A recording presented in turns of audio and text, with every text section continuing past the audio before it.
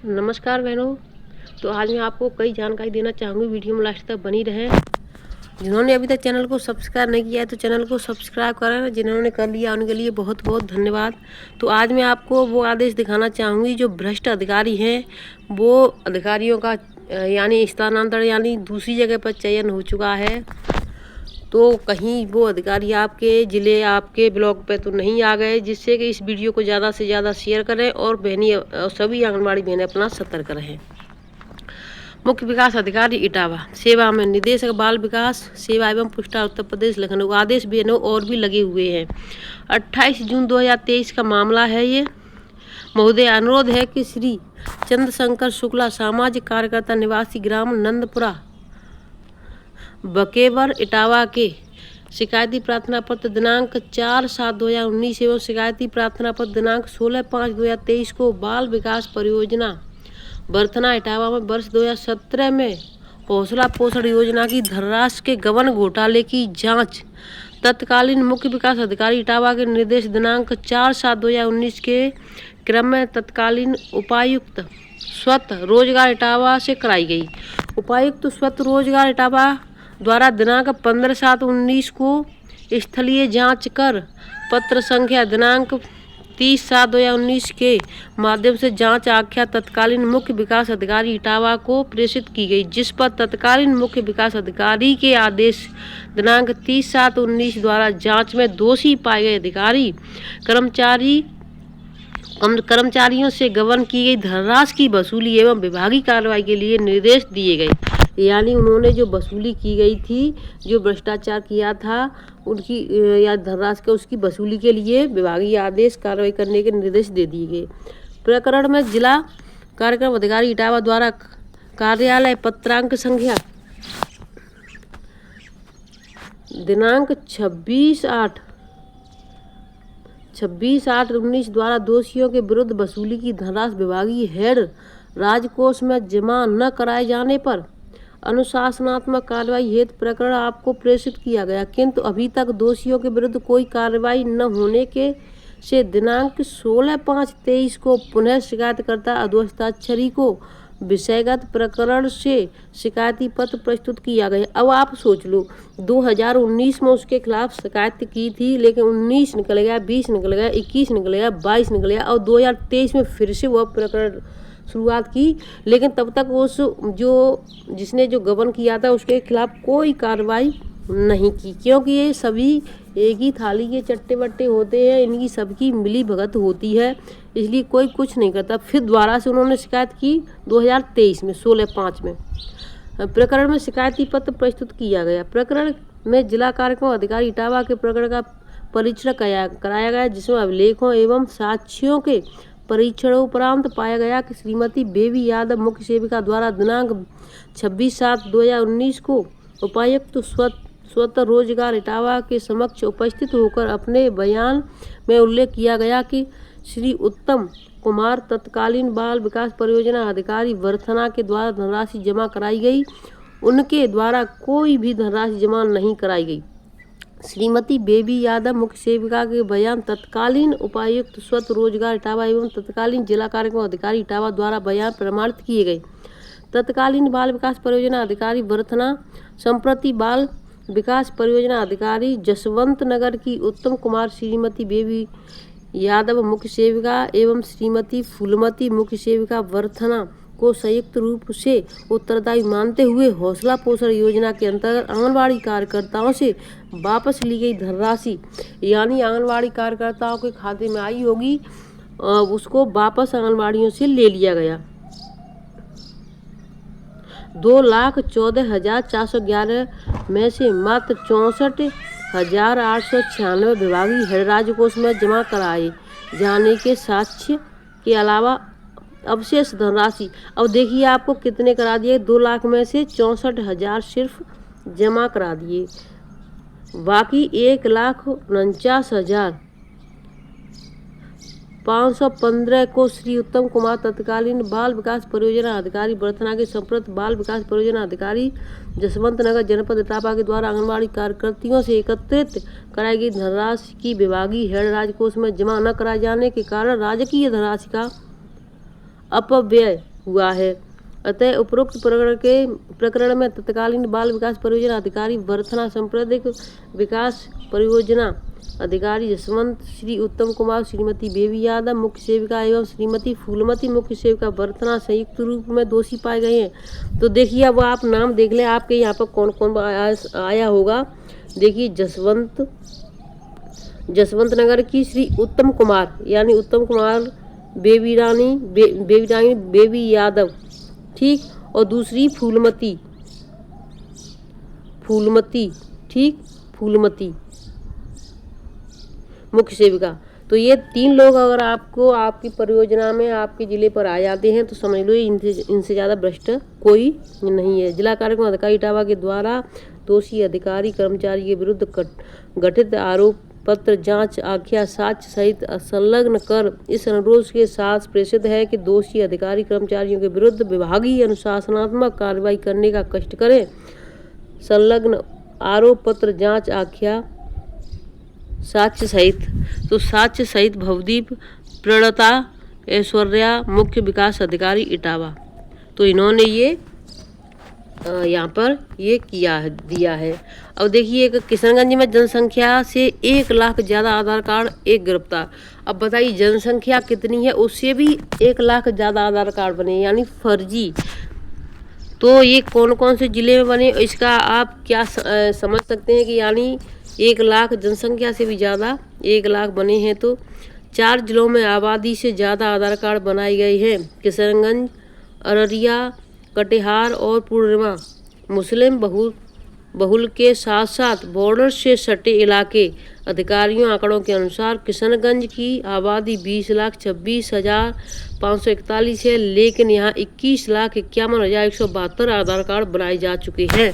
अब बताइए, देखिए इस तरीके से यानी जो बॉर्डर से सटे हुए इलाके हैं वहाँ पर आधार कार्ड फर्जी, चाहे वो मुस्लिम है, उन्होंने बनवा लिए हैं, जिससे कि उनका जो आप यानी फर्जी आधार कार्ड से कहीं भी आ जा सकते हैं। समझ सकते हैं आप, यानी कि जिस देश में रहते हैं उसका खाते हैं, उसी के विरुद्ध यानी षड्यंत्र रचते हैं। प्रधानमंत्री मातृ वंदना योजना से लाभ से वंचित हो जाएंगी हजारों महिलाएं। अब ये हजारों महिलाएं क्यों वंचित होंगी, इसका क्या कारण है, इसको देख लेते हैं।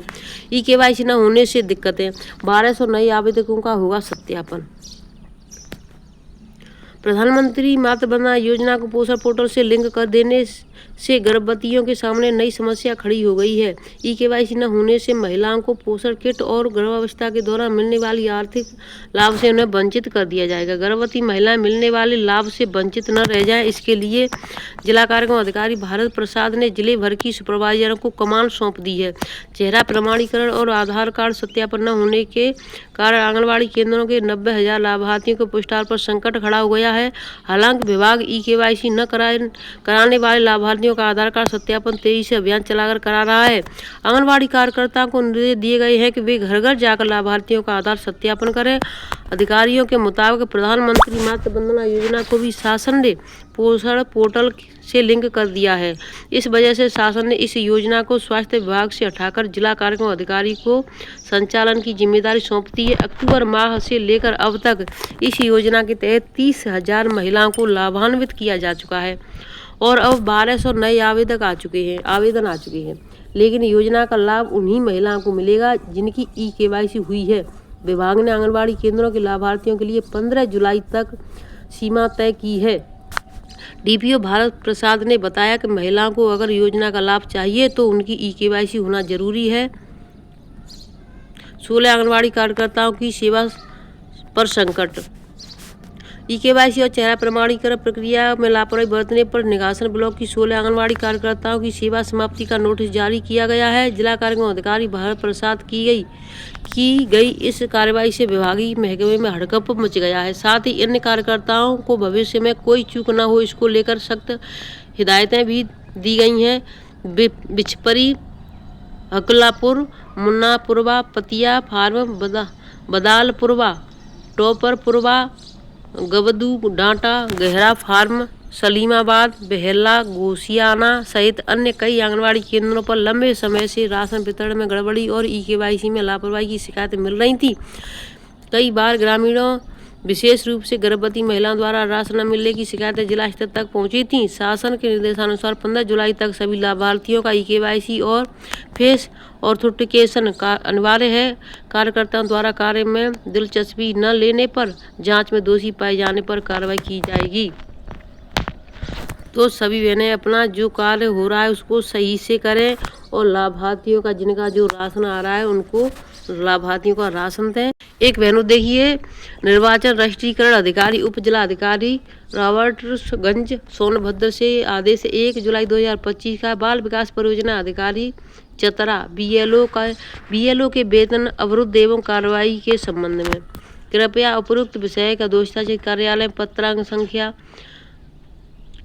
दिनांक 17 जून 2025, जिला निर्वाचन कार्यालय के पत्रांक संख्या दिनांक 18 जून, लखनऊ के पत्रांक संख्या दिनांक 11 जून और बाकी सभी देखिए 11 जून 2025 का संदर्भ ग्रहण करने का कष्ट कर, जिसके माध्यम से निर्वाचन राष्ट्रीयकरण अधिकारी का बैच बाद दिनांक 17, 19 व 25 जून की उत्तर प्रदेश प्रशासन एवं प्रबंधक अकादमी लखनऊ में प्रशिक्षण सत्र आयोजन किया गया। उक्त के क्रम में मुख्य निर्वाचन अधिकारी उत्तर प्रदेश लखनऊ के पत्रांक संख्या दिनांक 17 जून 2025 के द्वारा उक्त दिनांकों को प्रशिक्षण प्राप्त करने के पश्चात संबंधित निर्वाचन राष्ट्रीयकरण अधिकारी द्वारा अपनी विधानसभा निर्वाचन क्षेत्र के सहायक निर्वाचन राष्ट्रीयकरण अधिकारियों सुपरवाइजर बीएलओ द्वारा प्रशिक्षण कराया गया है।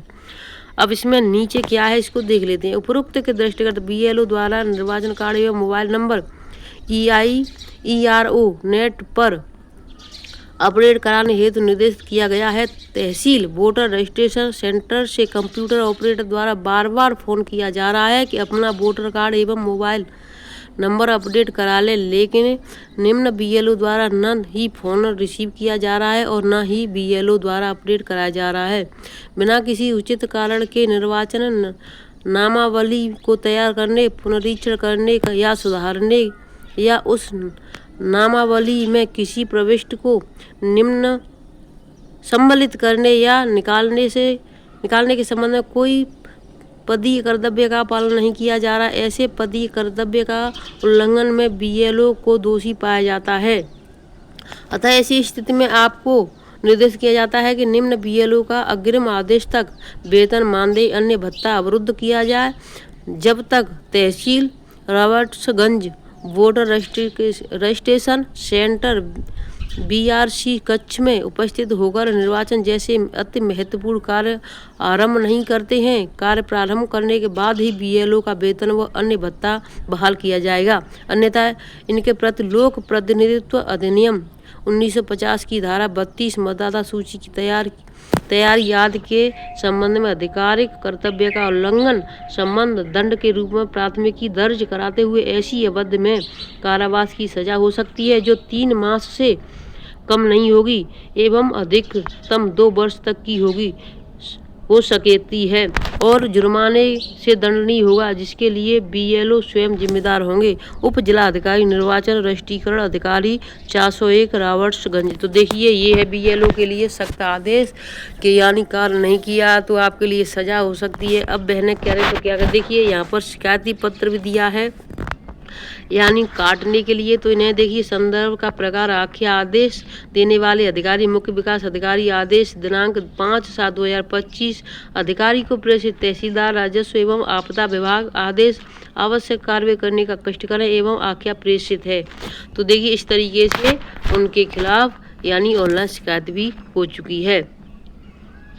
देखिए शिकायतें हैं 11/7/2025 को कंप्लीटेड स्टेटस लंबित है अभी बीएलओ की ड्यूटी हटाने के संबंध में, यानी इन्होंने बीएलओ की ड्यूटी हटाने के लिए अपनी शिकायत की है ऑनलाइन। तो देखिए अभी ये लंबित है, अभी इसको बीएलओ की ड्यूटी को कोई नहीं काट रहा है। तो ये इस तरीके से समस्या बहुत बड़ी है। यहाँ मैंने देखी 34 शिक्षक, 33 आंगनबाड़ी और 13 सफाईकर्मी अनुपस्थित गिरिगाज। तो ये देखिए जो शिक्षक हैं वो भी अनुपस्थित मिले, आंगनबाड़ी भी मिली और 13 सफाईकर्मी भी। अब ये शाहजहाँपुर की खबर है। स्कूल आंगनबाड़ी केंद्रों में शिक्षकों, आंगनबाड़ी कार्यकर्तियों और सहायिकाओं को अनुपस्थित रहने एवं समय से स्कूल न पहुंचने की मिल रही शिकायतों को लेकर डीएम धर्मेंद्र प्रताप सिंह ने बड़ा एक्शन लिया। उन्होंने शुक्रवार को जन चौपाल के लिए नामित नोडल अधिकारी से स्कूलों, आंगनबाड़ी केंद्रों और सफाई कर्मियों की उपस्थिति का सत्यापन कराया। इसमें नोडल अधिकारियों ने जो रिपोर्ट पेश की उसमें एक स्कूल बंद पाया गया, 34 शिक्षक गैर हाजिर मिले, साथ ही एक स्कूल में अन्य टीचर से कार्य कराते हुए पाया गया। 19 आंगनबाड़ी केंद्र बंद मिले, 33 आंगनबाड़ी कार्यकर्तियां अनुपस्थित मिली, 35 सहायिका गैर हाजिर व 13 सफाई कर्मी भी अनुपस्थित मिले और 6 जगहों पर सफाई कर्मियों द्वारा अन्य से सफाई कार्य कराते हुए पाया गया। यानी कि खुद अपना कार्य कहीं दूसरी जगह पर कर रहे हैं, कुछ पैसे दे करके, यानी किसी और से कार्य करवा रहे हैं 6 जगह पर। देखिए यहाँ पर ठीक इसी तरीके से शिक्षक भी इसी तरीके से दूसरे से कार्य करा रहे थे। नोडल अधिकारियों